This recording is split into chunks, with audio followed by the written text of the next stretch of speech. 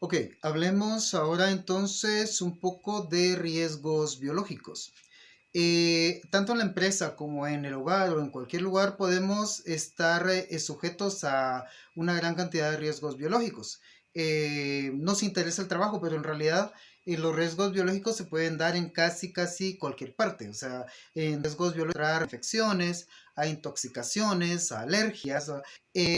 Infecciones son aquellas patologías que se dan a través de agentes que son puramente biológicos, como por ejemplo a través de bacterias. ¿Sabe? Ahora, intoxicaciones es cuando la patología se da por causa de un agente que puede ser químico en un momento dado. Pero aquí hay algunos traslapes, en el sentido de que, por ejemplo, la salmonela se produce un envenenamiento. La salmonela es una bacteria, pero produce un envenenamiento o genera un químico tóxico que produce un envenenamiento, ¿sí? Pero es a causa de los procesos biológicos de esta misma salmonela. Entonces, en ese caso tenemos también allí un cierto tipo de intoxicación.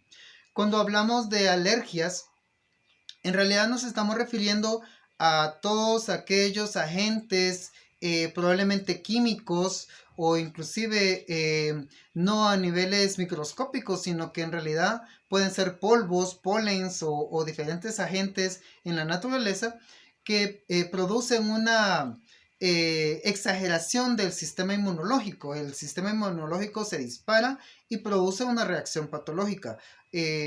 Por ejemplo, la conocida inflamación de las vías respiratorias, que esto es muy común con ciertos tipos de polen y polvos y cosas por el estilo. Entonces, pero en realidad también depende mucho, en el caso de las alergias, depende mucho de la situación de cada individuo. Todos los individuos en realidad tienen un sistema inmunológico que va a reaccionar de diferente manera dependiendo de cuál haya sido su proceso de crecimiento y desarrollo, a qué enfermedades haya sido expuesto. Entonces, así de esa manera el sistema inmunológico va a reaccionar de diferentes maneras. Entonces, vamos a tener que los riesgos biológicos se producen a través de contaminantes del mismo tipo, contaminantes biológicos, y que tienen diferentes agentes. Como por ejemplo, el más básico sería el caso de los virus. Los virus son lo que se entiende como el límite entre la materia que está viva y la que no está viva, porque realmente un virus no cuenta con todas las estructuras biológicas como para poder reproducirse por él mismo, ¿sí? Entonces, su código genético está basado en el ARN, lo que es el ácido ribonucleico. Entonces, digamos que estos virus necesitan de un huésped para poder utilizar sus estructuras genéticas para poder producir una nueva generación de virus. Es decir, para reproducirse, los virus necesitan estar dentro de un huésped, estar dentro de una célula. Se introducen dentro de la célula, alcanzan el material genético y lo que hacen es que le inyectan sus propios genes, su propio material genético al núcleo de la célula. Entonces con ello ya utilizan la estructura de la célula para reproducirse. Cuando la célula ha reproducido y está a reventar de virus, entonces la célula explota y expulsa mucho más virus, ¿verdad? Pero vamos al hecho de que se necesita siempre un huésped para que los virus puedan reproducirse. Una característica de los virus que los hace más complicados de trabajar o de buscar una vacuna que pueda eliminarlos, es que debido a su simplicidad también tienden mucho a tener cambios genéticos, es decir que cuando ellos introducen su material genético en la célula, como lo que hacen es completar nada más la secuencia, ellos no tienen todos los genes dentro de la célula, sino que lo que hacen es quitar un pedazo e introducir su propio material genético. Entonces se producen muchos errores. Eso hace que los virus tiendan mucho a evolucionar. Entonces, cuando nosotros inventamos o cuando el ser humano inventa una vacuna para un cierto virus, entonces es muy probable que este virus ya haya mutado y entonces ya la vacuna ya no funciona. Eso es lo que pasa con el virus de la gripe. O sea, la gripe se conoce desde hace miles de años probablemente, ¿no? Pero todavía a estas alturas no tenemos una vacuna para la gripe. Tenemos vacunas para otras enfermedades. Como la poliomielitis, por ejemplo, que ya está totalmente erradicada, o la viruela, que también está prácticamente erradicada del planeta, pero la gripe, que es una enfermedad, pues es bastante benigna, digamos, entonces todavía no se tiene una vacuna para este tipo de contagios o de riesgos biológicos. Entonces la razón de ello es que realmente no se puede tener una vacuna porque cuando inventan una vacuna para una cepa de virus, ya mutó y entonces ya tenemos una nueva cepa distinta. Entonces ese es principalmente el problema de las enfermedades que son a base de virus, ¿no? Entonces el virus del SIDA también, de inmunodeficiencia adquirida, también es un virus que ha venido mutando. Es decir, que el virus del HIV de hace 30 años, ¿sí? No es el mismo que está en la actualidad. Entonces probablemente las cepas han ido evolucionando al grado de que probablemente los tratamientos que funcionaban antes ahora pues ya no funcionan tan bien. Lo que pasa es que en la actualidad pues los avances de la ciencia han hecho que se vaya agregando nuevas medicinas y nuevas estrategias y nuevos vectores para ir controlando las nuevas cepas de virus. Entonces, por eso es que hoy en día, pues, ya el HIV no es una enfermedad mortal.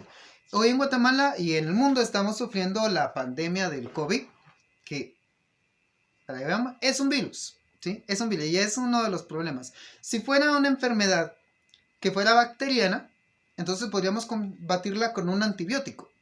Entonces los antibióticos, toda la gama de antibióticos, desde la penicilina hasta la vancomicina y pasando por todos como la amoxicilina y todos los que se conocen, ¿sí? Entonces están dirigidos a combatir bacterias.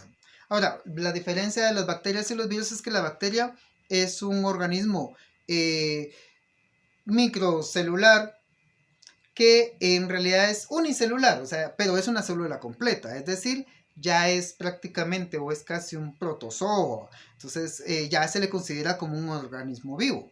Entonces, los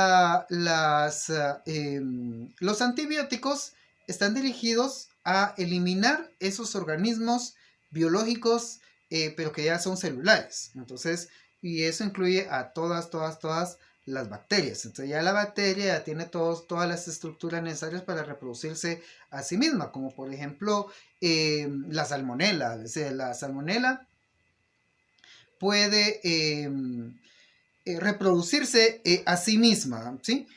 Al grado de que solo se necesita un poco de material con salmonela contaminado para contaminar una gran cantidad. ¿Por qué? Porque simplemente se reproduce, ¿sí? Entonces, los protozoos, ¿sí? Entonces, también son vectores biológicos que son ya organismos un poco más evolucionados, ¿sí? Aún más lo son como los hongos. La penicilina, de hecho, es un hongo. Ahora, los hongos también pueden ser riesgos biológicos porque también son vectores de enfermedades, ¿sí? Pero en el caso de los hongos, pues típicamente se encuentran en el suelo y son organismos filiformes, mucho más complejos, ¿no? Pero también pueden estar como parásitos, ¿sí? Entonces podemos tener, o los hongos pueden encontrar un hábitat dentro de otros seres vivos, inclusive el ser humano. Entonces ya sabemos que el olor de los pies es generado por una micosis, un hongo. Entonces en ese caso los hongos también pueden transmitirse a través de utensilios, pueden transmitirse a través de de parásitos, pueden ser parasitarios, ¿sí? De otros organismos vivientes. Entonces, lo que se busca es tratar de romper con esos ambientes para eliminar a este tipo de enfermedades. Y entre los métodos más efectivos para evitar los riesgos biológicos, definitivamente vamos a considerar la desinfección y la descontaminación. Entonces es importante que todos los elementos con los que uno entra en contacto estén libres de esos riesgos biológicos. Y definitivamente hay muchos mecanismos, muchas estrategias, ¿verdad? Como por ejemplo la asepsia. La asepsia simplemente se refiere a limpieza, ¿sí? Son métodos para prevenir infecciones a través de la destrucción y evitando agentes infectivos, en especial los medios físicos. Pero ¿cómo vamos a hacer eso? Lavándose las manos, lavando lo que vayamos a tocar, utilizando bactericidas, por ejemplo, ¿sí? O bacteriostáticos. ¿A qué se refiere eso? Bueno, se refiere a materiales que van a evitar la proliferación o que crezcan, que se reproduzcan en un momento dado, ¿sí? La descontaminación y la desinfección, ¿sí? Entonces, estos y otros métodos más, como el uso de equipo de protección, ¿sí? Diferentes tipos de protección que hay, como mascarillas, lentes, guantes, o sea, van a limitar la proliferación de tanto de bacterias como de virus y van a minimizar el riesgo de que podamos adquirir o que se pueda transferir de una persona a otra este tipo de enfermedades y de riesgos.